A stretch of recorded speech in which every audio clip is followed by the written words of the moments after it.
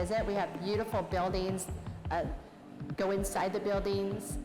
One of my main fundraisers would be the wine walk, and the intention there is to bring people to our downtown, our historic district, and get people into the buildings to see what we have. We have tunnels underneath, and you get tours of that.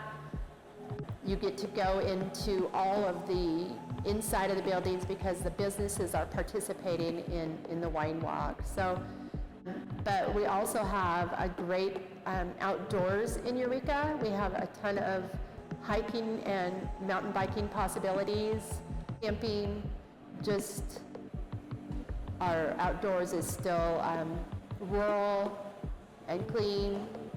And our downtown, I think our buildings are one of the nicest main streets that we have in Nevada. Okay, so when the bank moved out of this building in 2016, it left a really big hole in our main street. Not only did the bank leave this building and close this building up, but the Rains Market next door to this building also closed up, and they moved, both of those businesses moved up and they relocated. So our main street really, really experienced a big hole. So I would talk to people about, oh, we have this main street, but our buildings are really going downhill, they're vacant, and it doesn't take long for a building to really deteriorate. I talked to this one gentleman on the phone, and he's like, you know what, you are a nonprofit. Why don't you just write a letter and say, hey, I'll buy your building for $100,000. I'm a nonprofit, I'll give you $50,000 cash, and you could donate the rest, write the rest of that off as a donation, because I'm a 501c3. So I thought about that, and I wrote a letter that said exactly that to the bank. They own this building. And then maybe 6 months later, I got a call and said, okay, they've accepted your offer. So I didn't expect that at all. So wasn't really prepared for that. When I sent the letter, it was just, I didn't have anything to lose. So when they said they would accept my offer, I didn't have any money at all. So I called back and I said, hey, can you give me 6 months to come up with that cash? And they're like, yeah. So they agreed to give me 6 months. I then, I received a grant. I applied for a grant through the USDA Rural Development, because I had a connection with that lady too, and she helped me with that. In addition, I contacted some local mining companies, invited them to come see the building and listen to my story, like, hey, why don't we try to bring a pharmacy here, a couple other businesses to this building. And they said, you know what, I like the idea. A pharmacy would be great. Eureka has not had a pharmacy since maybe the 20s. We've had a clinic, but we've never had a pharmacy. So, the mining companies like the idea. So basically, I was able to get exactly what I needed in that 6-month period. And I was able to close the deal for the building. Then I had to go from there, and I kept, I still needed money to restore it. So, I just had to form relationships and talk about the idea as much as I could, and try to get people to, agree, yeah, this is a good idea. They did. Found people that were willing to come to Eureka, which would,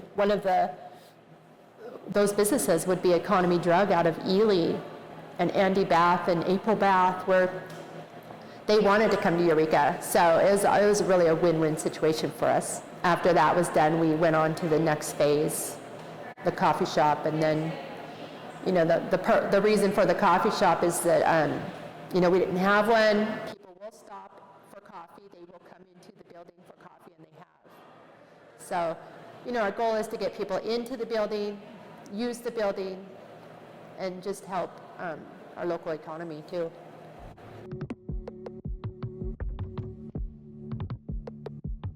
Specifically, like this, within this building, I worked very closely with another a person,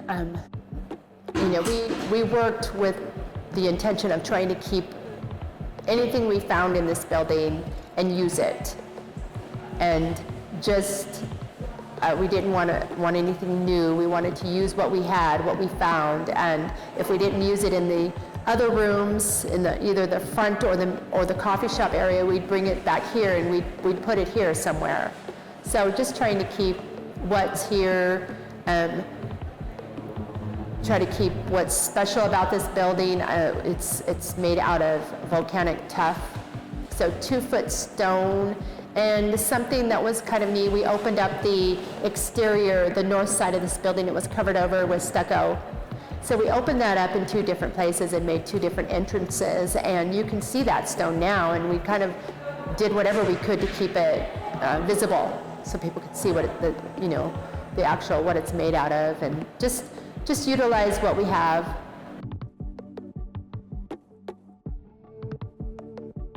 Wally Cushing's collection in here. He was thrilled that I provided a space for some of his art. He's probably a very well-known Nevada art collector in this room. So he donated some of his work. Also have a collection of a local artist. Her name was Isabel Kitchen. She went out and she painted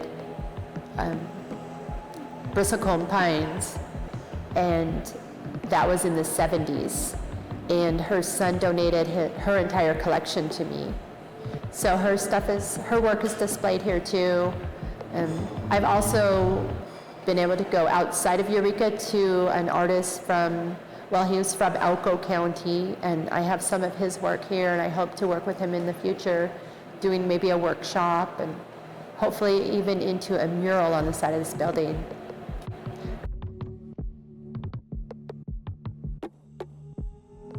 Yes, I attended the first BRX that the Nevada Arts Council held in 2019.